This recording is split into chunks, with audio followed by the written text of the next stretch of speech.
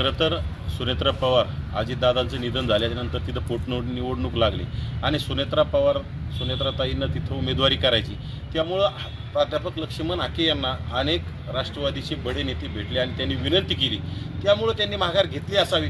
काल माझ्या माहितीस तो राज्याचे कृषी मंत्री दत्तामामा भरणे यांनी सुद्धा प्राध्यापक लक्ष्मण हाके यांची भेट घेतली होती आणि त्यांनी सुद्धा एवढ्या वेळेस म्हणजे आत्ताच त्यांच्या घरात दुःखद घटना घडलेली आणि त्यामुळं कुठेतरी सहानुभूती म्हणून एवढी वेळेस सुनेत्राताईंच्या विरोधात तुम्ही उमेदवारी करू नका अशी मागणी केल्याच्यानंतर कुठेतरी तेथील सर्व पदाधिकाऱ्यांना आणि सर्व कार्यकर्त्यांना विचारात घेऊन आणि कुठेतरी आपल्या मनाचा मोठेपणा दाखवून अशा गोष्टी माघार घ्यावी लागते. त्यातूनच मला असं वाटतंय की प्राध्यापक लक्ष्मण हाकेंनी या सर्व गोष्टीचा विचार करूनच माघार घेतली असेल आणि ती सुद्धा माघार घेतली ती योग्यच आहे. कारण की प्रत्येक कुटुंबात एखादा व्यक्ती गेल्याच्यानंतर त्याविषयी आपण सहानुभूती कमीत कमी 1 वर्ष 2 वर्षे तरी बाळगली पाहिजे. त्याच्याच अनुषंगाने ही माघार असावी असं मला वाटतं.